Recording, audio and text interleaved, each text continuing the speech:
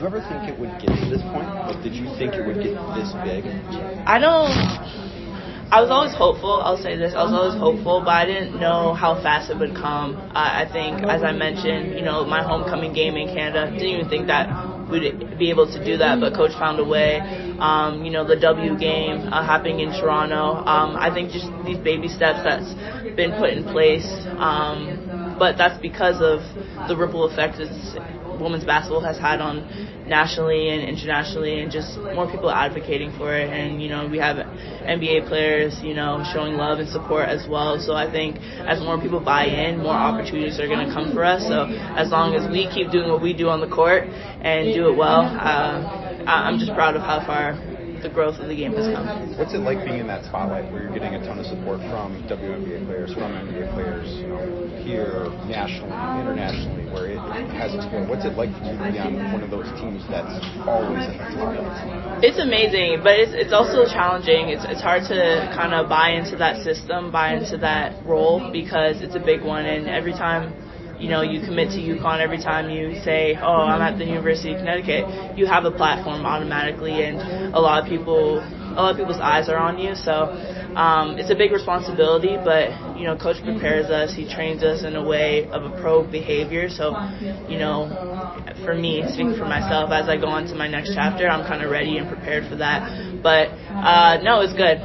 You kind of don't get steered off, and you're always ready for the big moment. How do you see the matchup in the post? You have 2 6'3" players up from your one. Iowa is a little undersized. What sort of things can you take advantage of, maybe?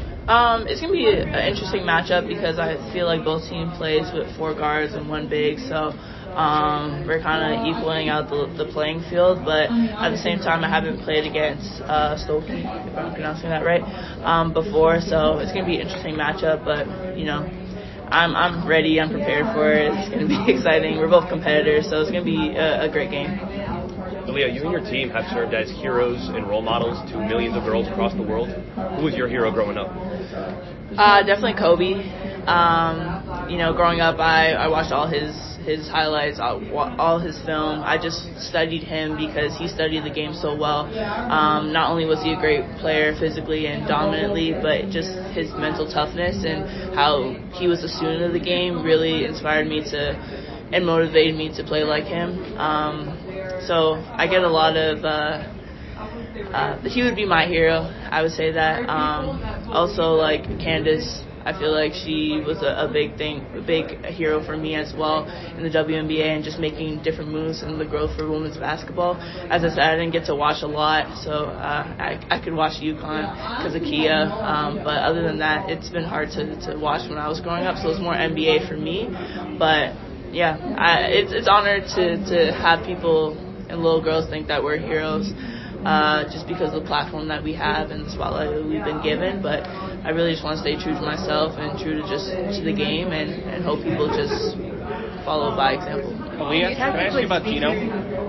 Does he raise his level like you do when it comes to the postseason, or does he stay on that even keel pretty much all year? No, I think each and every practice he raises his level, just because coming from preseason to now, he knows what the end goal is, and he knows that we have to build up to March.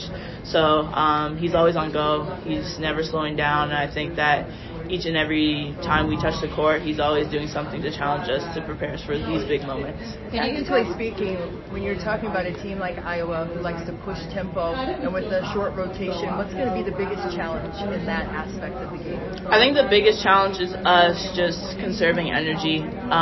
We're both transition teams. We both like to push it up the court, so it's really about who's going to slow up first. And I think that if we play a smarter game, we can't play too hard, too aggressive because of the limited number of bodies. We'll be okay and we'll be successful. And people are talking about how it's the Caitlin and Paige matchup, but it's going to be the interior matchup that most intrigues me. What is it about the interior matchup with Hannah Stokey and yourself? I think the matchup is more UConn versus Iowa than 2 players or 1 player, because we go in each and every game looking at how can we beat the opponent. and we're being the team, because not one person can lead a team to greatness. Obviously, Caitlin is an amazing player. Stokey has been doing her thing in the post as well, but it's more about executing what Coach wants us to do. And what's the X factor for success for your team? I think playing our game, playing UConn game, and holding ourselves to the standard each and every possession.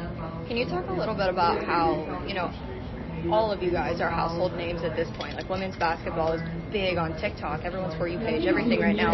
How does that make you feel that it's getting its spotlight, it's getting what it should get? I love it. People should buy into women's sport, and we're definitely getting our flowers now. I think one of the interesting things is if you ask a little girl on the street, like, who are your name top 5 women's basketball players in the NCAA, she could probably name 10 for you. So that's what really the eye-opening thing for me. Like, we're growing the game.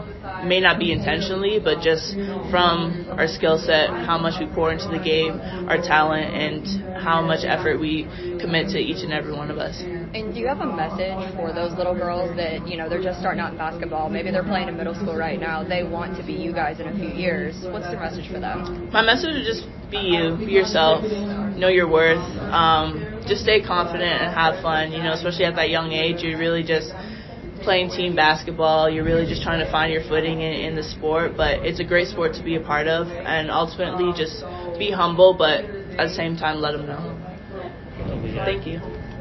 Regardless of what happens this weekend, you're at the end, getting to the end of the road for UConn, so will you reveal to us what went wrong your sophomore year? Yeah, I'm not really sure. I just didn't produce as much as I needed to for my team, but I'm not dwelling on the past really. Focus on right now, focus on what's to come. May have been some immaturity in that, but I've grown up. I think my teammates and my coaches, especially Coach, has done a great job just helping me be pro ready, and going into my decision, that's one of the things. Like, I felt like Coach has prepared me. I had a sit down conversation with him. I said, Coach, you prepared me. I'm ready for the next step. I'm ready for my next chapter, because I've given all that I've given for 4 years, and he said he agrees. So Aaliyah, and Nika mentioned when she gets 2 fouls, she doesn't want anyone telling her how many fouls she gets. How have you seen her? There was obviously that Notre Dame game where she fouled out. How have you seen her grow since that game to understanding of how important she is on the floor, but also not losing that aggression? I think it's just a control thing for her. She's been put in this role of just being on go all the time, and kind of setting the example for the team that when something that she can't control, like the fouls, she just needs to play smarter and be more aware of it. So I think she's definitely adjusted to, okay, maybe this play I can't be as aggressive. This play, my team needs more of me to sag off and to be up in the person's face. But no, I think that she's done a great job just taking on that responsibility and that accountability of what comes with it. And how can you talk about how much trust you guys have in her, even when she does have 2 and 3 fouls, that she can still be the same aggressive Nika that she's been? A lot of trust. And I think one thing about Nika is you'll always get 150% from her. You're never going to get any less, even with the 2 fouls or if she has none. Obviously, we want her to have none. Right. But as I said, some things you just can't control. And I feel like with her, she's always just there for us. We can always lean on her, and she's always going to be setting the tone for us on both ends of the court. Thank you. We first met a couple weeks ago when we were doing the Get Ready feature. Hi.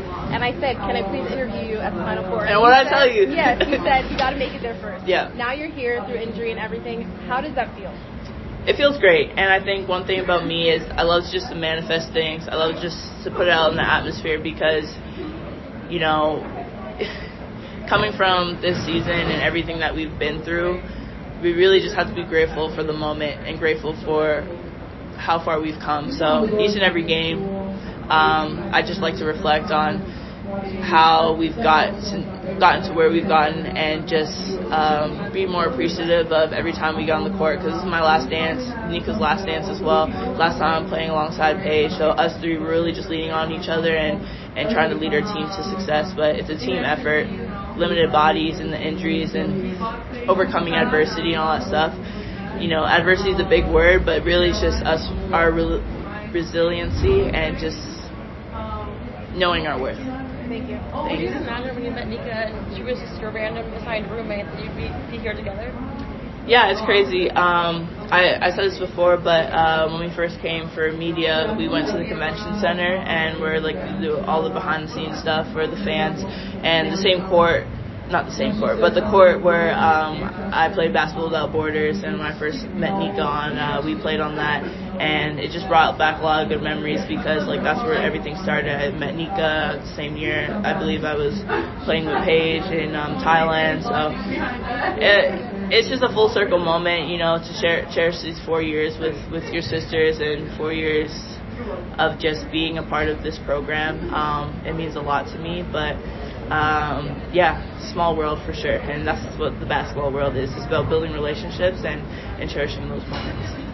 Is there a WNBA draft process, really? Like, at this point, would you say there's a full process? At this point, I have no idea what the process is. My mindset is just what's going on this weekend, and I mean, coach and people will tell me what's next when it comes to it, but yeah. Do you wish it was more like the NBA or the NFL or some other sports leagues where there was the one thing I wish that was like is probably more teams, for sure, so we can get more people in the league, but I know there's some other factors, logistical factors that limit that, but no, I'm fine with the process. I'm fine with whatever. Yeah, hesitant. Yeah, there was a feeling kind of towards at the end of last season in the locker room where you guys were feeling like you let the program down. I'm not saying, but there was that feeling, right? And now, have you guys paused to consider how much you have made this program proud by being here this year?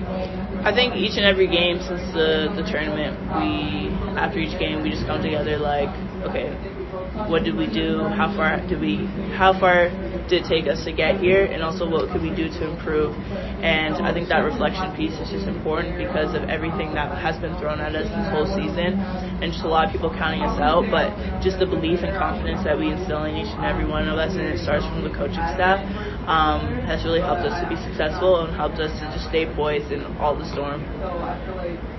So many people are talking about the guard battle between Caitlin and Paige, but can you just talk about the post and how big this could be a piece of the game? Yeah, I mean, I think with this matchup, we're playing with 4 guards and 1 big. It's similar to how we play and how we've been playing, so it's going to be a good matchup for us. And, you know, going against Stokey, I haven't necessarily played against her before, but she's been kind of the second in command with Caitlin, just trying to finish easy buckets around the rim and in the interior. So I think just limiting the second chance opportunities, limiting those easy dimes is going to be crucial for us. But I think on the offensive end, just doing what we've been doing, controlling our pace and controlling what we can control. And I'm not really going to be like me against her, but it's more UConn versus Iowa that we're worried about. Can I ask you a little bit of an off-kilter question? You guys did a rendition of Sweet Caroline yesterday. Oh my gosh. Yeah, that made us think you maybe have never heard this song before. Yeah. Even though it plays every time in like Gamble and XL, I have no idea what was going on. But what would your UConn rock band be? Who would be the lead singer, guitarist, and drummer?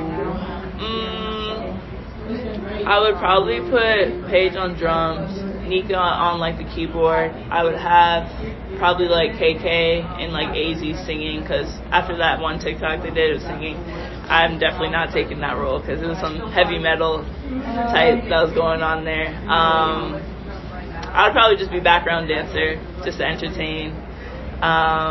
But yeah, pretty much. Who would play the tambourine? Maybe Ash. Yeah, she can catch a beat. She can catch a beat for sure. Nika was talking about how when you're defending really good guards, it's not just about the one player guarding them. It's not a one-on-one matchup. It's a team defense. Just what is that defensive system look like, especially from your perspective down the coach? Yeah, I think the matchup will be like Nika is playing against their best player, but at the same time we're kind of just supporting her down the line. I'm always going to be in the back, the rim protector. Then you have Paige, Nika, Paige and Ash and KK just kind of building a wall and just kind of supporting one another. And that's how we attack our defense. Just, if they beat one line of defense, there's going to be another one thrown at them. So it's kind of like that type of system that we create, that coaches create for us. Obviously not going to throw out the whole game plan, but it's just about as Nika said, it's not her against Caitlin or her against one player. It's just us kind of helping her and assisting her any time we can. 4 minutes. How good has your communication gotten with the defense? Because Juju was talking about how every time she turned around to go somewhere else, there was another player there. Yeah, it's grown a lot. And I think one of the things that Coach has helped me develop is just be more of a vocal leader, especially these last 2 years. With everything going on, we just need to stay poised on the court a lot of times. And I think our defense has really helped us with that because defense leads to offense for us. And me being in the back end, I can see everything. As I've been saying, Nika's the head. I'm kind of in the back end. So just helping direct her, helping make sure she doesn't run into the screen, and helping her just do what she can do so we can be successful. So obviously a really big stage here, and big games everyone's going to watch. Is it more nerves, or are you just excited to get out there and play? Me personally, I'm just more excited to get out there and play. Obviously, there's some nerves, because if there wasn't nerves, then you're not a competitor, because you got to feel a little bit of what's at stake. But no, I'm excited. I don't like how long it is between games and stuff. I'd rather just go out there and play. But it's good for our bodies, and it's good for us, especially only with limited bodies. But no, I'm excited. Do you guys have to play up tempo and try to outscore them, or are you hoping that your defense can slow them down? I think a bit both. Both teams are transition teams, so I don't think both teams are going to be on go. I think we're just going to play the smart game and just see what comes to us and see how we feel. Before Bob cursed you before the Big East tournament and you missed those games, you were the only one on the team that had played in every game the past 3 seasons. Just how did you handle your role as kind of being, I think Nika's called you the rock on the times. Just how did you handle that role as everything was chaotic at times and changing? You were always in the lineup. Yeah, I think I leaned on Coach a lot when I first had to kind of step into that role. I've always been the youngest, and I've always just been listening to my vets and listening to what someone needs to tell me to do or what position I need to be in. So stepping into kind of my junior season, I was like, okay, Coach, what do you need of me? How can I help the team more? And just kind of be more proactive of my approach and how I can just be impactful, even though we're limited bodies and even though a lot of challenges were thrown at our way. So each preseason, I just work on anything I can work on to improve my game so that I'm ready for any situation and ready for whatever is going to be thrown at our team. Inevitably, it's going to happen each and every season this time. So. And now we have time for one more question.